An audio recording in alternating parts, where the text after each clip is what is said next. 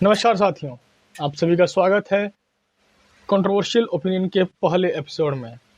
आज के इस एपिसोड में हम लोग बात करेंगे यूनिफॉर्म सिविल कोड में। इसके तहत हम लोग बात करेंगे कि यूनिफॉर्म सिविल कोड क्या है, यह चर्चा में क्यों है और यूसीसी के अभाव में अन्य धर्म के लोग किस प्रकार से अपने अपने पर्सनल धर्मों का उपयोग करते हैं, यूसीसी का अन्य धर्मों पर क्या प्रभाव है। गोवा यूसीसी के विषय पर भी हम लोग बात करेंगे कि उसके क्या सकारात्मक पक्ष हैं, क्या उसकी खामियां हैं। वहीं हम लोग यूसीसी के भी पक्ष और विपक्ष की बात करेंगे और हम ये भी चाहेंगे कि आप अपने विचार भी रखें। तो अब हम बात करते हैं यूनिफॉर्म सिविल कोड है क्या। भारतीय संविधान के अनुच्छेद 44 के तहत राज्य के लिए नीति निर्देशक सिद्धांत हैं, जिसमें राज्य से यह अपेक्षा की जाती है कि वह अपने नागरिकों के लिए एक समान नागरिक संहिता को सुरक्षित करेगा, अर्थात शादी विवाह, बेटा बेटी गोद लेना आदि जैसे मसलों को सभी धर्म के अनुयायी के लिए समान नियम कानून होगा। जैसे मोटे तौर पर हम कह सकते हैं आईपीसी यानी भारतीय दंड संहिता के समान, जहां पर किसी भी धर्म के मानने वालों को किसी अन्य धर्म के अनुयायियों पर वरीयता प्राप्त नहीं होती है। अब बात करते हैं कि यूसीसी पुनः खबरों में क्यों है। हालांकि यूसीसी काफी लंबे अरसे से समाचार में रहा है। सर्वोच्च न्यायालय अपने सरला मुद्गलवाद, लिली थॉमस वाद आदि में यूसीसी को लागू करने की बात कहता रहा है। उपरोक्त विवादों में एक से अधिक विवाह करने के लिए नागरिकों ने इस्लाम धर्म को अपनाकर अन्य विवाह करने के प्रयास किए थे। लिली थॉमस वाद में सुप्रीम कोर्ट ने कहा कि जब तक पहली शादी पूर्णतः समाप्त नहीं हो जाती तब तक दूसरी शादी को मान्यता नहीं होगी। वहीं विधि आयोग भी अपने प्रतिवेदनों, रिपोर्ट्स आदि के माध्यम से यूसीसी को लागू करने की वकालत करता रहा है। इसे हालिया समय में और ज़्यादा हवा दी है उत्तराखंड के सीएम श्री पुष्कर धामी जी ने, जिन्होंने अपने राज्य उत्तराखंड में यूसीसी को लागू करने की बात कही और वहीं उसके लिए एक कमेटी का गठन किया। हालांकि यूसीसी बीजेपी के घोषणा पत्र का भाग रहा है। हाल ही में माननीय प्रधानमंत्री जी ने यूसीसी को लागू करने के लिए एक रैली में अपनी बात भी रखी थी, जिसके बाद से यूसीसी पुनः खबरों में आ गया। वहीं विधि आयोग ने भी अपने आधिकारिक वेबसाइट पर नागरिकों से यूसीसी पर अपना मत रखने के लिए कहा है। वहीं दूसरी तरफ बीएसपी सुप्रीमो मायावती जी ने इस विषय पर एक न्यूट्रल स्टांस रखते हुए ना तो इसका समर्थन किया है, ना ही इसका विरोध किया है। वहीं कांग्रेस, समाजवादी पार्टी, एआईएमआईएम ने इसका विरोध किया है। आम आदमी पार्टी के सुप्रीमो अरविंद केजरीवाल जी इसके समर्थन में शुरू से बोलते आए हैं, लेकिन वहीं पंजाब के सीएम ने इसका विरोध किया है। यूसीसी के अभाव में प्रत्येक धर्म के मानने वाले अपने अपने धार्मिक कानूनों के सहारे शादी विवाह, तलाक, बेटा बेटी गोद लेना आदि अपने कानूनों के धार्मिक कानूनों के तहत करते रहे हैं। जैसे हिंदू धर्म के मानने वाले हिंदू पर्सनल लॉ के तहत हिंदू विवाह अधिनियम 1955 के माध्यम से हिंदू, जिसमें बौद्ध, जैन, सिख शामिल हैं, अपने विवाह व तलाक आदि का निस्तारण करते रहे हैं। वहीं हिंदू उत्तराधिकार अधिनियम 1956 के तहत पुश्तैनी संपत्ति का बंटवारा आदि होता रहा है। वहीं मुस्लिम पक्षकार मुस्लिम पर्सनल लॉ शरीयत एप्लीकेशन एक्ट 1937 के तहत मुसलमानों के मध्य विवाह, तलाक, संपत्ति के अधिकारों आदि के लिए नियम तय करता है। ईसाइयों, यहूदियों, पारसियों के लिए 1925 का भारतीय उत्तराधिकार अधिनियम है। अब बात करते हैं, भारत में गोवा एकमात्र राज्य है जहां पर यूनिफॉर्म सिविल कोड से मिलता जुलता एक सामान्य पारिवारिक कानून के रूप में लागू है, जिसे पुर्तगाली नागरिक संहिता भी कहते हैं। जब पुर्तगालियों का गोवा पर शासन था तभी उनके द्वारा इसे लागू किया गया था। इसे आज़ादी के बाद से आज तक गोवा में उपयोग में लाया जाता रहा है। इसके तहत पारिवारिक संपत्ति का बंटवारा पति, पत्नी व बच्चों के मध्य समान रूप से किया जाता है। प्रत्येक जन्म, विवाह, मृत्यु आदि का पंजीकरण करवाना अनिवार्य होता है। गोवा में धार्मिक रूप से तलाक, बहुविवाह आदि का अनुपालन निषेध है। माता पिता अपने बच्चों को अपनी संपत्ति से पूर्णतः बेदखल नहीं कर सकते हैं। यह हमने बात करी गोवा यूसीसी के सकारात्मक पक्षों की। अब बात करते हैं गोवा यूसीसी की खामियों की।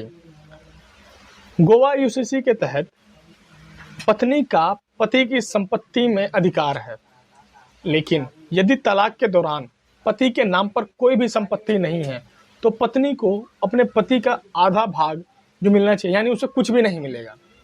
वहीं जहां यूसीसी बहुविवाह जैसी प्रथा पर रोक लगाती है, गोवा यूसीसी कुछ विशिष्ट परिस्थितियों में अपने नागरिकों को दो विवाह का अधिकार देता है। जैसे यदि पत्नी 25 वर्ष की आयु तक एक बच्चे को जन्म नहीं देती है तो पुरुष को इस स्थिति में दूसरी विवाह करने का अधिकार है। वहीं गोवा यूसीसी अनैतिक संबंधों के मामलों पर भी खामोश रहता है। अब बात करते हैं यूनिफॉर्म सिविल कोड के विभिन्न धर्मावलंबियों पर पड़ने वाले इसके प्रभाव की। बात करते हैं हिंदू धर्म के। हिंदू धर्म में हिंदू अनडिवाइडेड फैमिली यानी अविभाजित परिवारों को कर में राहत मिलती थी। यदि यूसीसी लागू होता है तो इस कर राहत पर मिलने वाले प्रभाव पर प्रतिकूल असर पड़ने की संभावना है। हिंदू विवाह अधिनियम में अनुसूचित जनजातियों पर कई धाराएं लागू नहीं होती हैं तथा हिंदू विवाह अधिनियम पर प्रथागत प्रथाएं प्रावधानों पर हावी रहती हैं, लेकिन यदि यूसीसी लागू होता है तो इस पर भी प्रतिकूल प्रभाव पड़ने की संभावना है साथियों। वहीं भारतीय हिंदू समाज के अंदर कई जनजातियां हैं जिनके अपने ही अलग अलग तरीके से शादी विवाह आदि करने के मान्यताएं हैं, भूमि हस्तांतरण के तरीके हैं, लेकिन यदि यूसीसी लागू होता है तो सबसे ज़्यादा कहीं ना कहीं प्रभाव हमारे आदिवासी भाइयों पर पड़ेगा। आइए अब बात करते हैं मुस्लिम पक्षकारों की। मुस्लिम पक्षकारों में 3 तलाक यानी जिसे तलाक़ बिद्दत कहा जाता है, जिसे सुप्रीम कोर्ट ने हाल ही अपने निर्णय में समाप्त कर दिया है। तलाक़ बिद्दत को मुस्लिम समाज में वैधता प्राप्त है, जहां पर एक पुरुष अपनी पत्नी को लगातार 3 बार तलाक तलाक तलाक कहकर संबंधों को समाप्त कर सकता था, लेकिन यूसीसी आने के बाद इसे अवैध माना जाएगा। बहुविवाह। इस्लाम में बहुविवाह की एक प्रथा है, यानी कि एक पुरुष जो इस्लाम को मानता है वह विशिष्ट परिस्थितियों में ही 4 विवाह कर सकता है। हालांकि हम और आप यह मानते आए हैं कि हर मुसलमान जो है वो 4 विवाह करता है, हालांकि यह भ्रांति पूरी तरह से गलत है साथियों। केवल चंद और विशिष्ट परिस्थितियों में ही कुछ लोग 4 विवाह करते हैं, और हालांकि इसका सामाजिक प्रभाव पड़ता है। वह विवाह जो है वो समाज के हित में, पारिवारिक हित में किया जाता है, व्यक्तिगत स्वार्थ के लिए नहीं किया जाता है। लेकिन यदि यूसीसी लागू होता है तो इस्लाम में चल रही यह प्रथा, यानी जिसे हम लोग बहुविवाह प्रथा कहते हैं, यह समाप्त हो जाएगा और यह कानूनन अवैध भी हो जाएगा। और इस्लाम में कुछ मतों के अनुसार गोद लिए गए पुत्र पुत्री को जायज़ नहीं माना जाता रहा है, जिस कारण पुश्तैनी संपत्ति को लेकर विवाद की स्थिति उपस्थित रहती थी। यूसीसी आने के बाद गोद लिए गए बच्चे को जायज़ माना जाएगा। वहीं इस्लामिक मतों के अनुसार बेटों को 2 बेटियों के बराबर संपत्ति में हिस्सा मिलता है तथा बच्चे की माँ मृत पति के संपत्ति में केवल 6वें हिस्से का अधिकार रखती है। लेकिन यदि यूसीसी लागू होता है तो बेटे बेटियों के मध्य होने वाला यह विभेद समाप्त हो जाएगा। पत्नी को अपनी पति की संपत्ति में जायज़ और वाजिब हक मिल सकेगा। इस्लाम में विवाह का पंजीकरण अनिवार्य नहीं है। सामान्यतः इस्लामिक विवाह आपसी समझौते के परिणाम होते हैं, जहां काजी साहब की मौजूदगी में इस रस्म की अदायगी होती है तथा इसमें सरकारी पंजीकरण की बाध्यता नहीं होती है। लेकिन यूसीसी के लागू होने के बाद सरकारी पंजीकरण पूर्णतः अनिवार्य हो जाएगा। इस्लाम मत के अनुसार एक और प्रथा होती है जिसे हम लोग कहते हैं इद्दत प्रथा। इद्दत प्रथा का भी अंत होने की संभावना है साथियों। जो इद्दत प्रथा क्या है? जो मुस्लिम महिलाएं अपने पति से तलाक या पति की मृत्यु के परिणाम स्वरूप करती हैं, यह वह अवधि होती है जिसका पालन करना उस महिला के लिए अनिवार्य है। इस अवधि के दौरान वह किसी अन्य पुरुष से विवाह नहीं कर सकती। लेकिन यदि यूसीसी लागू होता है तो इद्दत प्रथा का भी अंत समीप दिखता है साथियों। इस्लाम में विवाह की न्यूनतम उम्र में भी वृद्धि हो सकती है। क्यों? क्योंकि इस्लामिक मतों के कुछ धड़ों के अनुसार जब किसी लड़के में मासिक धर्म आने शुरू हो जाते हैं तब वह विवाह योग्य मानी जाती है। लेकिन यूसीसी लागू होने के बाद न्यूनतम उम्र किसी लड़की की 18 वर्ष तथा लड़के के 21 वर्ष से पहले विवाह की अनुमति नहीं होगी। वहीं किसी लड़की में आमतौर पर मासिक धर्म का आरंभ 8 से 10 वर्ष की उम्र में हो जाता है। ये सोचने की बात है। यूसीसी कहीं ना कहीं इन लड़कियों के पक्ष में खड़े होने की बात करता है। अब हम बात करते हैं साथियों यूसीसी का सिख धर्म पर पड़ने वाले प्रभाव की। सिखों की शादी 1909 के आनंद विवाह अधिनियम के अंतर्गत की जाती है, जिसमें तलाक का कोई प्रावधान नहीं है। वह तलाक के लिए हिंदू विवाह अधिनियम का उपयोग करते हैं।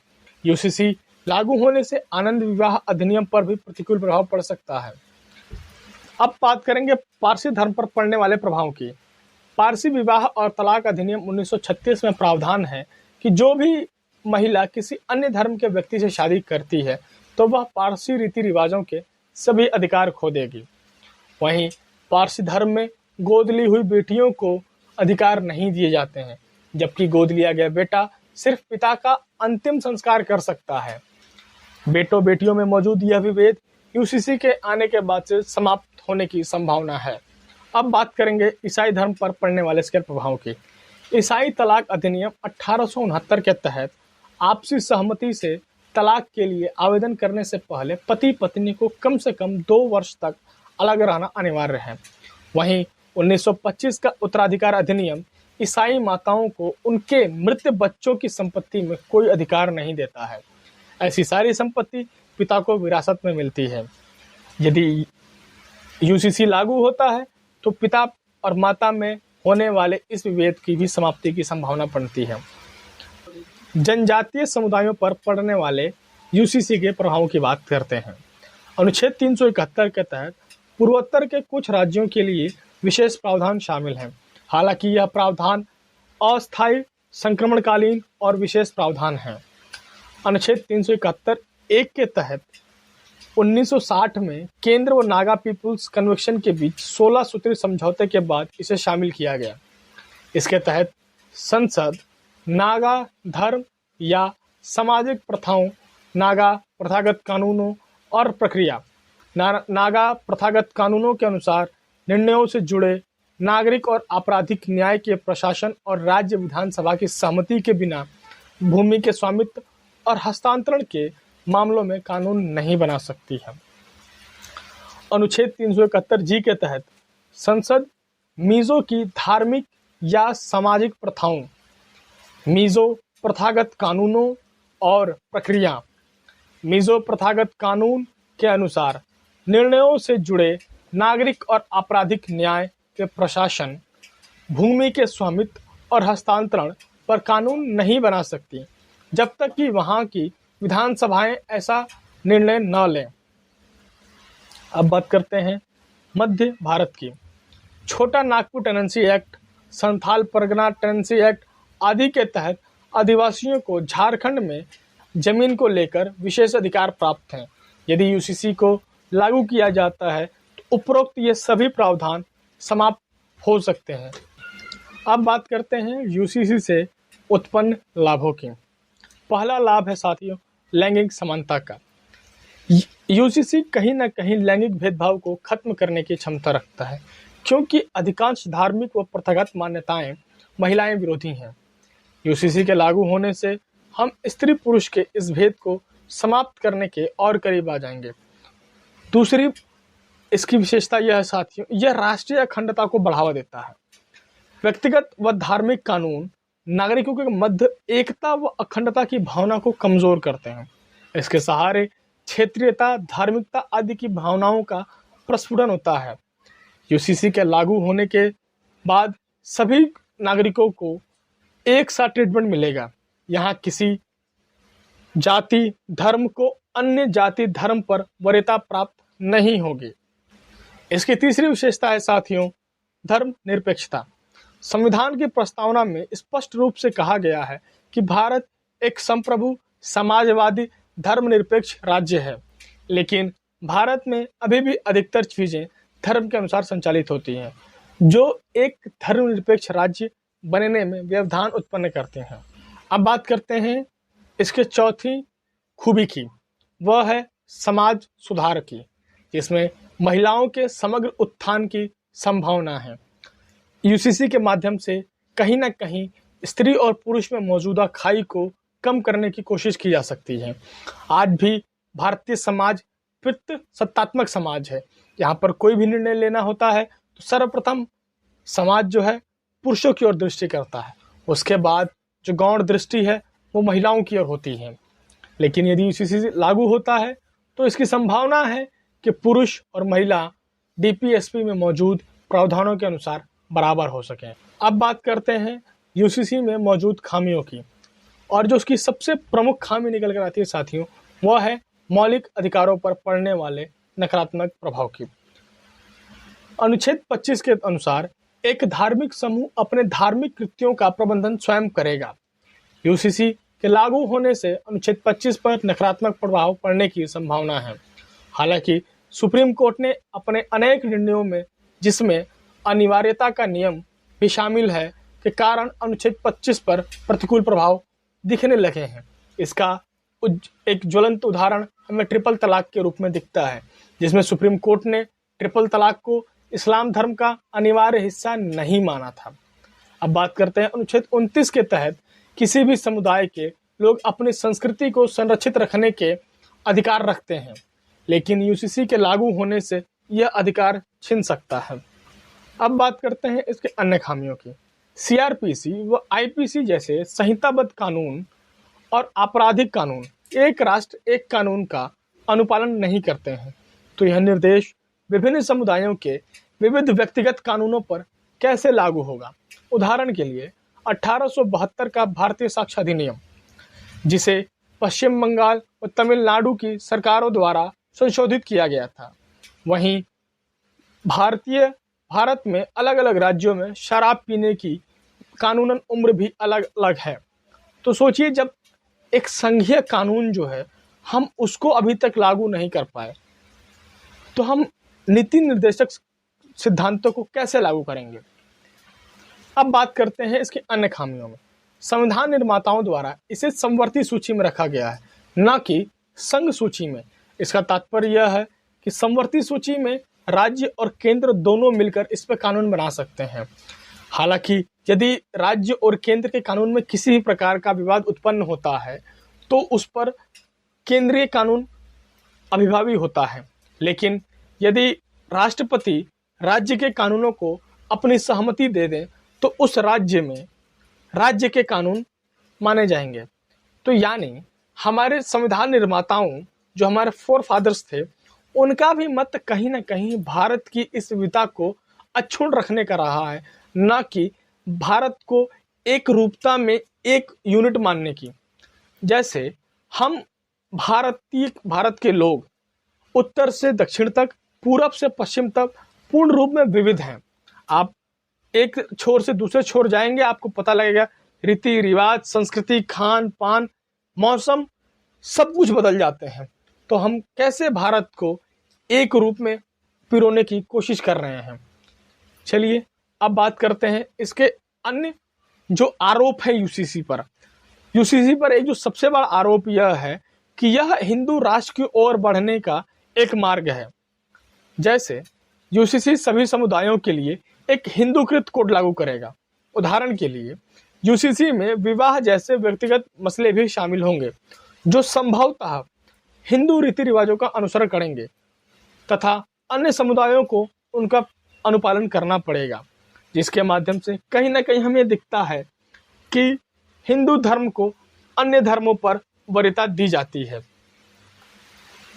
यूसीसी पर हमारा मत है साथियों कि चमन में इख्तलाते रंग बू से बात बनती है, हम ही हम हैं तो क्या हम हैं, तुम ही तुम हो तो क्या तुम हो। यह हमारा मत है साथियों।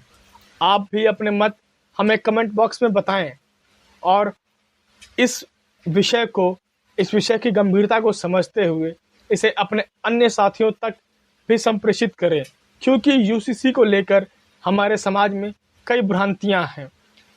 इसके माध्यम से हम इन भ्रांतियों को समाप्त कर सकते हैं और एक ऐसे समाज का निर्माण कर सकते हैं जिसमें भाईचारे की भावना अधिक हो। तब तक के लिए आप हमें इजाज़त दीजिए। मिलते हैं आपसे अगले एपिसोड में। धन्यवाद।